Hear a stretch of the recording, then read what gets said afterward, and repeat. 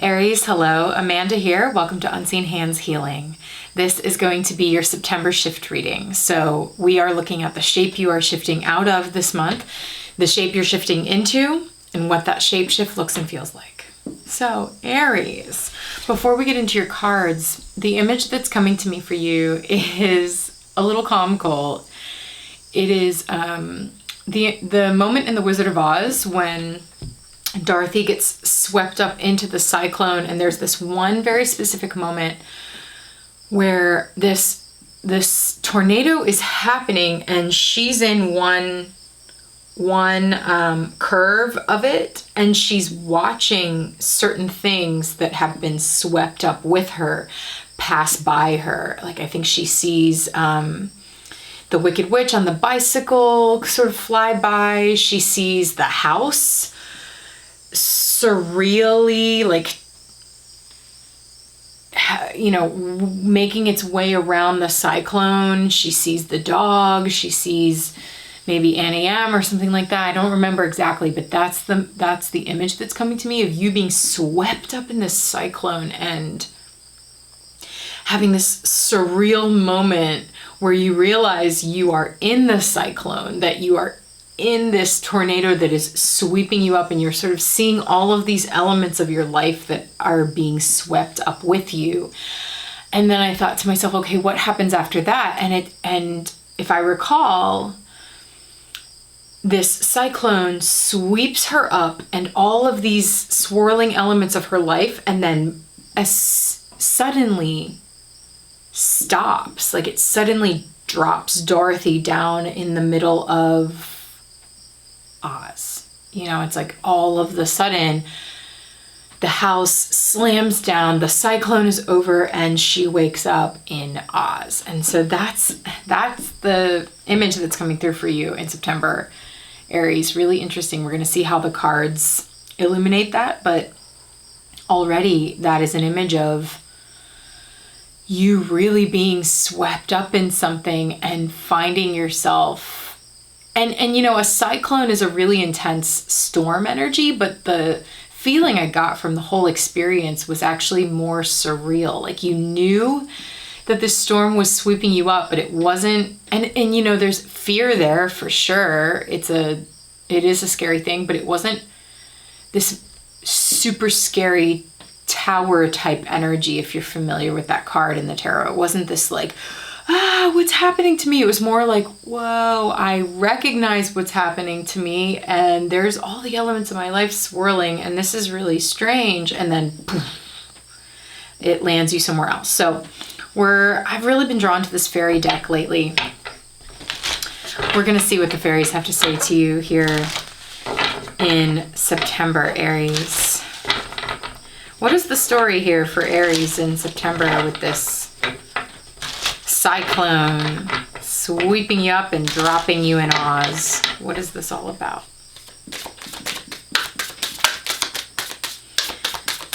What is the shape that Aries is shifting out of in the month of September? Okay, we got a flyer. I'll pick that up in a second. What is the shape Aries is shifting into in the month of September?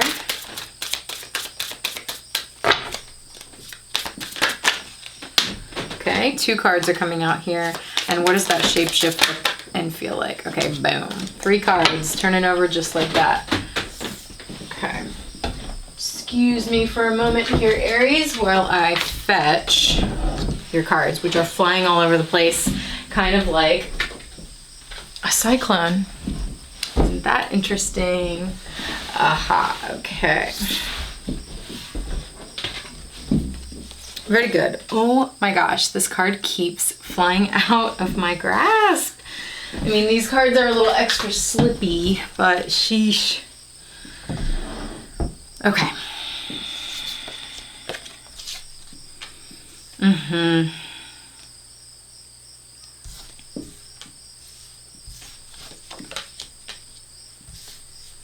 You know, lately in these shift readings, Aries, if you've been following me for a while, you know they're getting a little more and more free form. They're kind of shifting out of the shift spread format that I use, and they kind of do whatever they want. So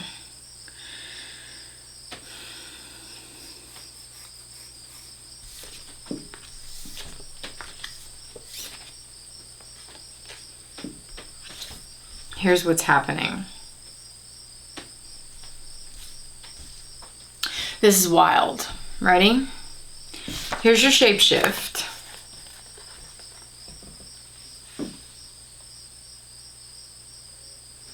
Pardon the glare. The Laum and Lace, the Moon's daughter, right? So here's the thing about this. It looks like the same fairy to me. It's almost the exact same scenario, which is really interesting. We have a fairy perched atop this other figure, this like support figure. And in this card, it looks like this fairy is looking out in anticipation of something after having gone through something that has tattered her wings. As you can see, the wings are still quite beautiful, but they are tattered and torn. There's a bit of a fragility here and a bit of a feeling of a heavy sigh, you know, a feeling of what's next, you know, having been through something intense. And even this one down here, who is serving as the ground that you stand on, or that you sit on, or some sort of support beneath you. This one underneath is even a little bit like, you know, like, I'm not sure if I can hold this any longer. And then the shift going into Lace, the Moon's daughter, is a sense of satisfaction. The wings are back, they're perked up and ready for action.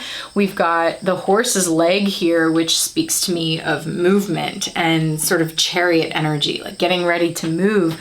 Very self-satisfied Aries with whatever happens in between here. This shift in this September seems to be a shift out of perhaps a trying, sort of exhausting period in your life where it sort of feels like, what is the ground beneath me? You know, like, what even is my support system? Maybe that has been constantly shifting since we're getting the image of the cyclone picking up the house and dropping it somewhere else. You know, that is a very like tumultuous, transient type image of your life kind of swirling around you in this question of like, where am I going to land where my support systems don't feel exhausting? Something like that. And then it's like you do land, and that same figure underneath is sort of giving you this like cheeky, see that? This cheeky wink. Like, oh yeah, we got each other now. Right? We found the right place and we're ready to launch, and oh yeah, this is gonna be fun. You know, that's the vibe of this card of like, oh yeah, you know, looking forward to the future in a different energy than the Laum, which is looking forward to the future sort of like, right? Bracing for what is going to happen next. And this one's like, oh, I'm excited for what's going to happen next. So that's a really lovely shift that's happening. Now, here's what that shapeshift looks like. So here's some more of this cheeky energy. We've got the green woman. We've got the fawn and Tabira of the waters. I'm wondering actually now if it goes more like this, because this feels more attached to the Laum energy. I'll show you what I mean in just a second. See that? Again, almost the same fairy with the crown of flowers around her head. And the progression is as follows. It is a sense of having been through quite a lot. And Tabira of the waters to me is about emotional processing, of really letting the water run through your fingers, letting there be this emotional release of whatever this experiences have brought you, Aries. And it's going to be different for every Aries, obviously. But it's like releasing whatever experiences you've been through that feel like your support system has been questionable, or the ground beneath your feet has been somehow fluctuating or just not stable. And that has created this sort of fragility, this feeling of like sort of being easily injured maybe. And then Tabira is just letting that emotional experience flow through. She's looking at it clearly to see the reflection, which is really beautiful. She's facing those emotions head on. She's looking at them for guidance and for understanding, and then just letting them flow. Letting them flow through her fingers. And what's really lovely here is we've got this group of fairies underneath who seem to be supporting this release process for you, Aries. This like supportive group energy or collective energy maybe, which we'll get to in a second, underneath of you that is like trying to move you forward. This feels like the horse, the energy of that horse leg. It's almost like these are the same fairies. See that? This horse leg, and the way that there's this sort of like forward trajectory here. Wanting to move you forward, but realizing that in order to move forward, there has to be this emotional release. And then these two cards coming next, the Fawn and the Green Woman. Well, here's the Fawn. The Fawn is just this like young magic to me. It's a feeling of childlike magic. The Fawn is this very gentle, young animal forest energy that is just discovering its magic. So there's something about your process here, Aries, after having been through quite a lot and releasing the emotional weight of this experience. Part of you, of like the catalyst for you feeling like you can look forward to what's next, is this rediscovery or new discovery of your magic. Like for the first time, it's this sense of like a fawn who has been through the birth process, is all cleaned up, and is now starting to find its legs and realizing it can run. You know, like imagine that experience of running for the first time. And it seems to me like a pretty quick developmental shift. You know, it's like once you decide to release whatever this is that you've been through, and again, it's like that cyclone drops you off in Oz, and you wake up to the magic of Oz as the fawn, and suddenly you're like, where am I? What is this place? And you find yourself just running. You find yourself with legs for the first time, and it's like you're discovering a part of your magic that you didn't know you had, and it's developing the way a child would develop, or a fawn more specifically would develop. And I think it's a little unexpected. It's a little bit like, ha ha, you know, this energy of the Green Woman is a little bit like, you know, I love this Leo energy here for you, Aries. September, transitioning from Leo season into Virgo season, it is this very cheeky celebration coming from the Green Woman of like, yeah, I always knew this sort of entity in your life being like, yeah, I always knew you had that kind of magic. You couldn't see it in yourself, but I could. Or like, you know, and this could be someone in your life, or this could be a version of you, of your higher self maybe, that looks down and says, yeah, you could be me. You could be this powerful. You could be this bold in your self-expression. You could be this daring, this wild.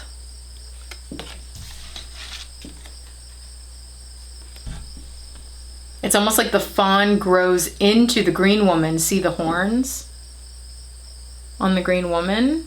It's like this is the spirit version. if this is your soul, then this is what it looks like in a human flesh, earth context. Really interesting here.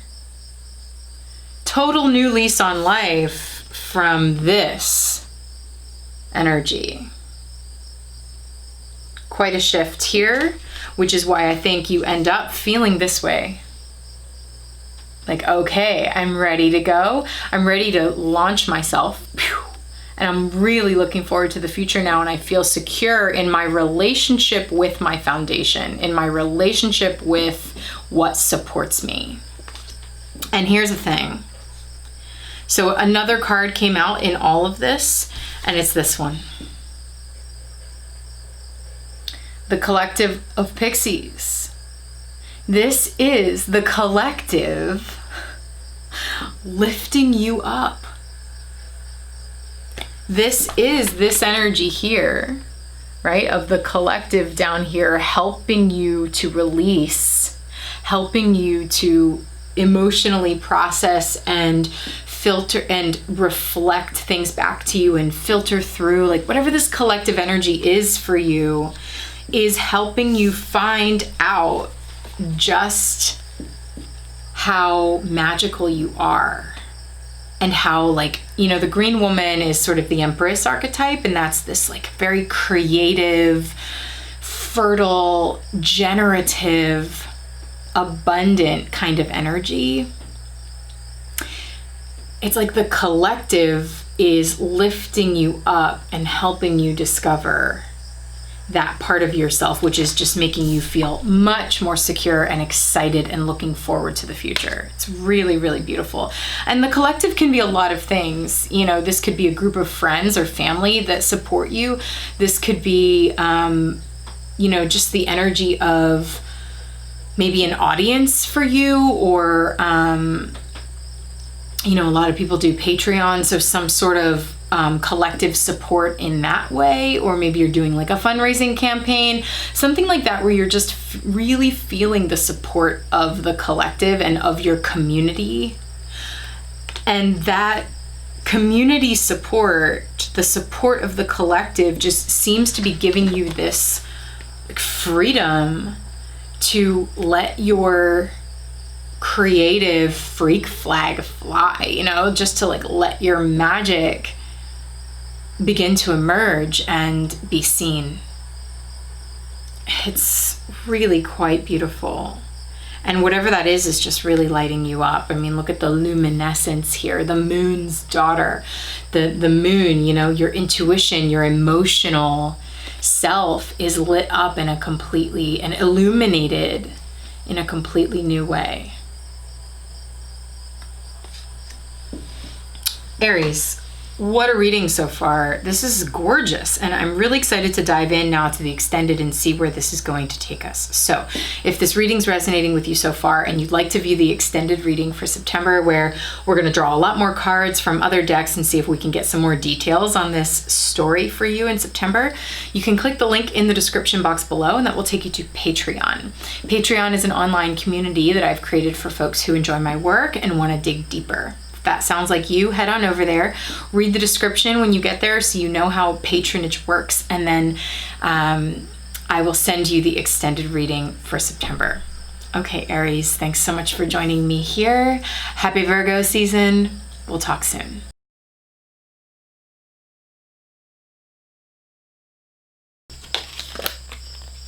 Yeah, let yourself expand.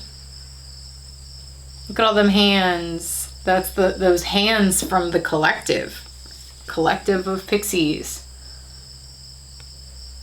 lifting you up, helping you grow beyond the borders and confines and containers that have held you in the past, because it's almost like this person busted out of that house, and here's each half of the house, and now look at them. It's like they don't even need a house. They don't even need that container. They are so expansive.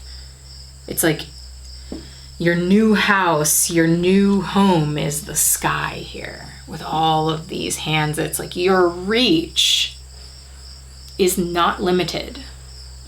In here, your reach is very limited. Allow yourself to grow out and beyond that, and your reach is limitless.